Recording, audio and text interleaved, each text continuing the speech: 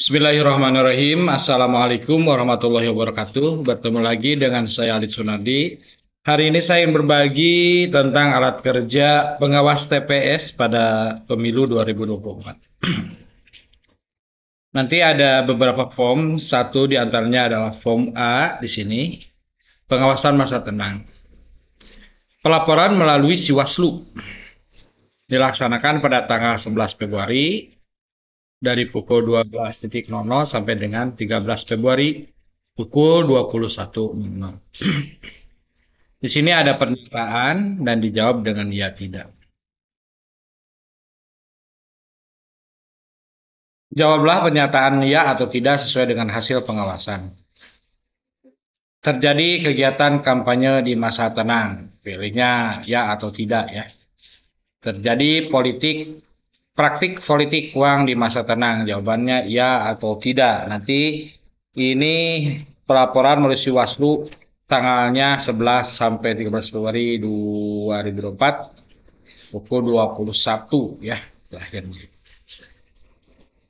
Untuk form 2, A2 itu pengawasan persiapan pemungutan suara. Pelaporan pada tanggal 13 Februari pukul 18.00 sampai dengan pukul 21.00. Di sini ada beberapa pernyataan. Yang pertama, terdapat pemilih yang belum menerima formulir model C pemberitahuan KPU. Kalau misalkan ada, berarti dijawab ya. Kalau tidak, berarti tidak. TPS belum disiapkan pada pukul 21.00 tanggal 13 Februari. Ini batas akhirnya ya.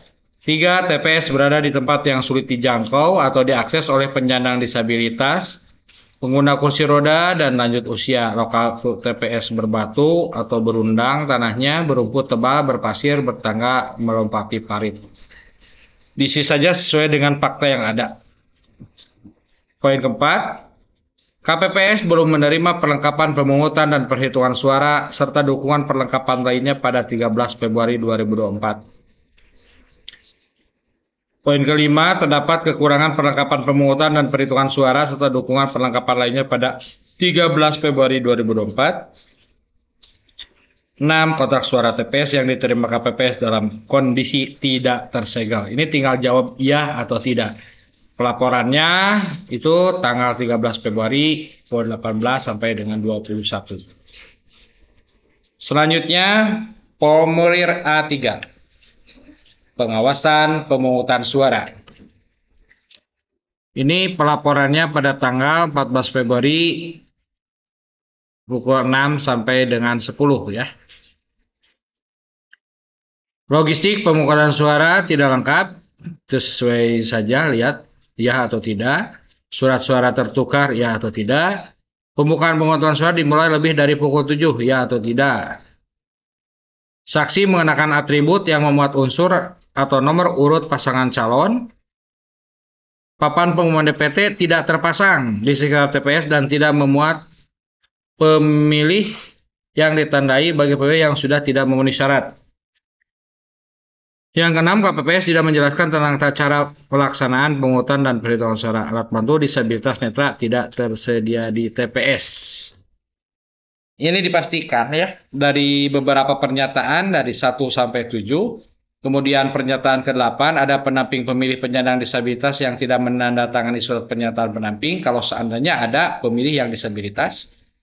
Terjadinya mobilisasi atau mengarahkan pilihan pemilih oleh tim sukses peserta pemilu dan atau pelanggaran pemilu untuk menggunakan hak pilihnya. Ini juga iya atau tidak. Terjadi intimidasi kepada pemilih atau penyelenggara pemilu. Ya atau tidak. Apakah terjadi atau tidak.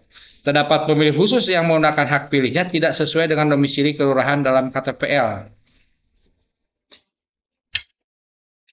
Ini dicek kembali ketika nanti pada pelaksanaan pemilih menggunakan hak pilihnya lebih dari 1 kali.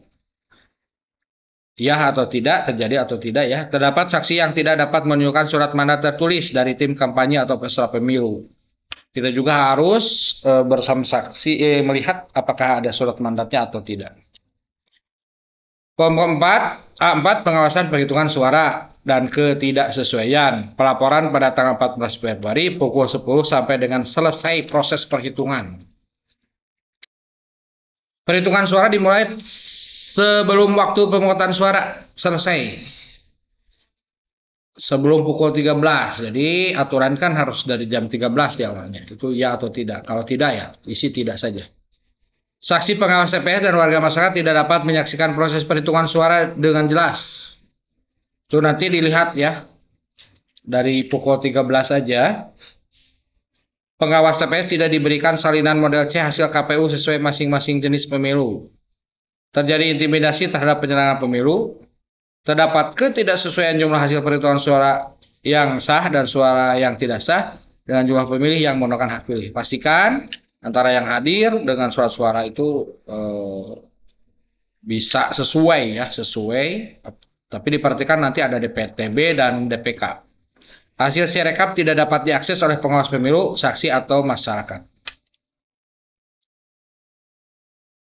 Lanjut ke form A5, rekap hasil perhitungan suara pemilih presiden dan wakil presiden. Ini pelaporannya jadi jam 13 sampai dengan tanggal 16 Februari pukul 10 ya.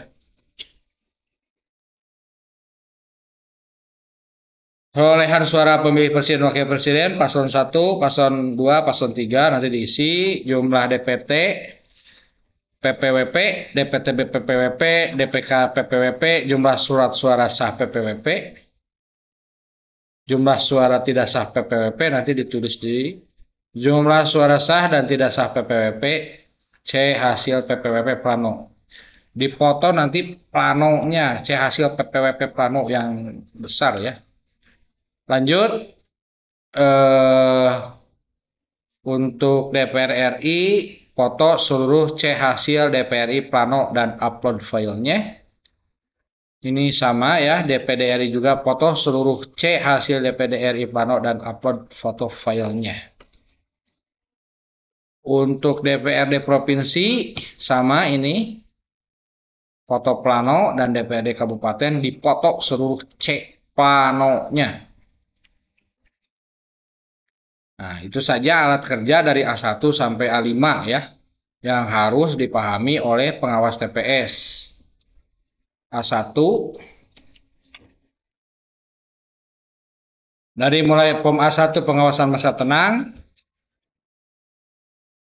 A2 pengawasan persiapan pemungutan suara, A3 pengawasan pemungutan suara, A4 pengawasan perhitungan suara, dan A5 adalah rekap hasil perhitungan suara dari mulai presiden, DPR RI, DPD, DPR provinsi, DPR kabupaten kota.